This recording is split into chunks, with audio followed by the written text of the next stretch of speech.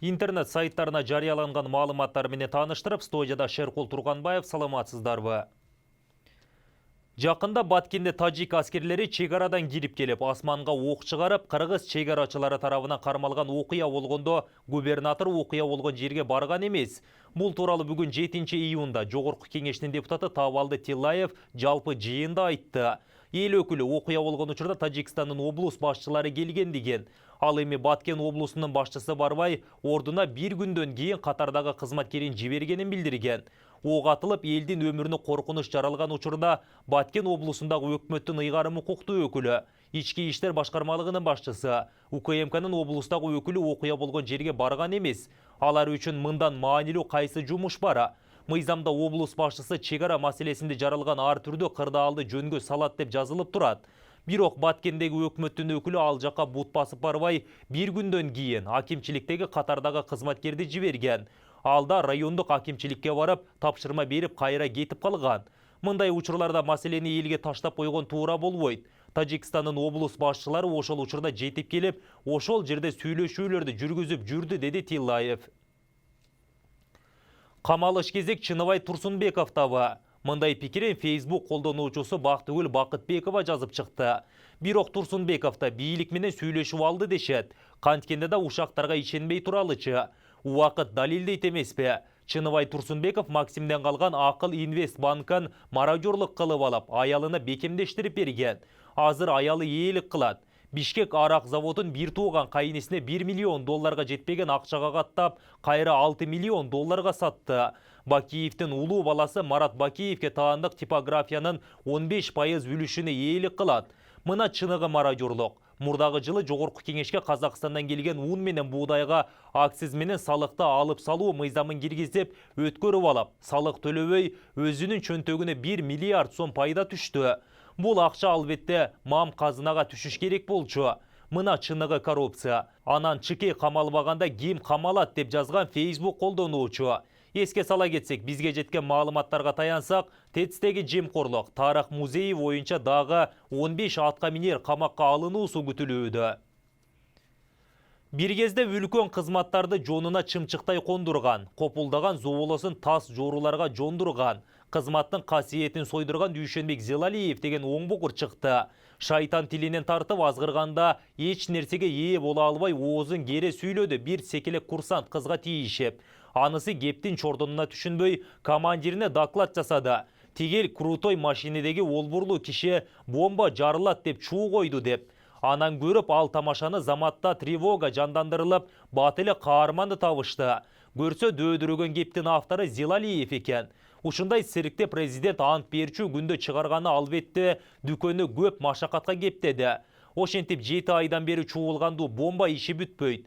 Улам тергөөчүлөр тигини эрмектеп кайра кое беришет. Ушуну байкаган тамаша көйчүлөр бир канча жолу бомба коюлду деп келекеге алышты. Күч түзүмдөрүн убайымга салышты.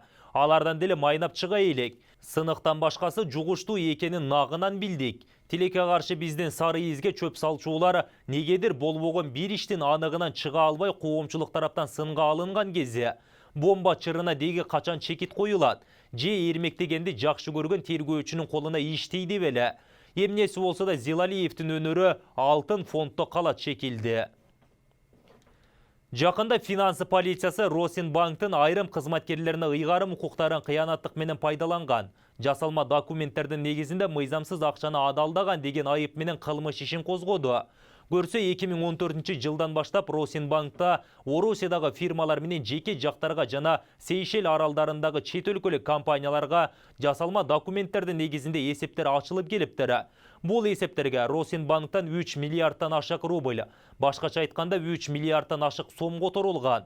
Аталган Россиялык банктын мындай ири өлчөмдөгү коррупциялык иши негизсиз кыскартылган деп кайра жандандырылган 400дөн ашуун кылмыш ишинин катарында кайра козголгон иштердин катарында ашкереленип отурат. Бул тууралуу Коопсуздук кеңешинин катчысы Сагынбаев ишти негизсиз кыскарткан тергөөчүлөргө чара көрүлөөрүн билдирди. Эрдик кылсаң сүрөө кыл демекчи, биздин текшерүүчү органдар өлкөбүздөгү мындай шылуундарды эми жеген акчасын кустурса экен. Кыргызстандын аба дарбазасы болуп саналган Манас аэропортунун тегерегинде көп эле нааразычылык сөздөр айтылып келүүдө. ел аралық деп аталған менен ошол талапка жооп бербегенден тышкарыда залдары тар, ажатканаларында жөнөкөй тазалык, гигиеналык ережелер сакталбайт. Кызматкерлери өтө орой жана маданиятсыз. Сырттан учуп келген жүргүнчүлөрдү кабагына кар жаап тосуп алышат. Ал эми аэропортко бирөөнү узатып барганда машинаң 15 минутадан ашык туруп калса 60 сом төлөйсүң. Кыскасы жергиликтүү эл болобу, чет элдик туристтерби эбин таап акча дооламай болуп калган. Ушул башка аэропортубуздагы шылуундук депутаттар тарабынан да көтөрүлүп, жетекчиси Эмир Чукуевка бир топ дооматтар айтылды. Эң оболу ички каттамдарга билет баасы кутургандай көтөрүлүп кеткен. Анткени эл аралык каттамдардан тышкары Ош жана башка ички каттамдарда Туркиянын Pegasus Airlines компаниясына берилип кеткен. Натыйжада салонуна 200-ге чейин жүргүнчү баткан бул компанияга туруштук бере албаган бир нече жергиликтүү ишканалар жоюлуп кеткен. Алгач түрктөрдүн учагында билет баасы арзан болоор айтылып, элдин башын айландырып, азыр монополист болуп алган соң каалаган бааны коюуда. Чокуев ар бир жүргүнчүдөн бир авиабилетке 15 АКШ доллардан бааны кошуп, бир жылда 2 миллиард сом шабашка иштейт экен. Кесиби агроном бул жетекчинин ишмердүүлүгүн УКМК иликтесе бир топ эле эл менен мамлекеттин ырыскысын жеген былыктар ачыкка чыкчууда. Манас аэропортунун жетекчиси Эмил Чукуевдин айлыгы 120 миң сом экенин мамлекеттик мүлк фондунун жетекчиси Ринат Түлөбердиев айтты. Анын айтымында Чукуевдин айлыгы 52 650 сом. Ал эми анын кошумчалары кошулганда 120 миң сомду чапчайт. Бул эми расмий түрдө алгандагы айлыгы. Мамлекетке коопсуздукту камсыз кылып, жарандардын укугун коргойт деген ички иштер министрлигинин кызматкерлери өздөрү мыйзамсыз иштерге аралашып жаткандыгы бүгүнкү күндө көнүмүш эле адат болуп калган. Өткөн жумада жогорку кеңеште башкы прокурор Жамшитовго депутаттардын бири өлкөбүздө кайсы орган коррупциялашкандыгын сураса, ал ички иштер министрлиги деп жооп бериши да таң калаарлык болду. Эми ийим эмнеге мынча өзү коррупцияга белчесинен баткан деген суроо жаралат. Көрсө балык башынан сасыптыр. Кайсы бир шабашкалуу кызматка жетекчилерди дайындоо жана башка акча өндүрмө иштердин артында ийимдин ички ийгиликтөө кызматынын жакында кызматтан алынган башчысы Скандарбек Көчөрбаев турат экен. Жакында бул КРСанын коррупциялык иши ачыкка чыгып, кылмыш иши козголду. ИИМдин ар кайсы тармагында иштеген кызматкерлер менен ардагерлер президентке, коопсуздук кеңешине массалык түрдө кат менен кайрылып, Көчөрбаев жүздөгөн кызматкерлерди мыйзамсыз иштен бошотуп, кадрларды кызматка алууда мыйзамсыз пара чогултканы, милициядагыларга мыйзамсыз салык салганы тууралуу кабарлашкан болчу. Бул боюнча атайын кызматтык иликтөө жүрүп, натыйжада анын мыйзамсыз ишмердиги аныкталган жана кызматынан алынып, иликтөө материалдары башкы прокуратурага жөнөтүлгөн болчу. Көчөрбаевке мурдада 3 жолу кылмыш иши ачылып, белгисиз жагдайда кайра жабылгандыгы белгилүү болду.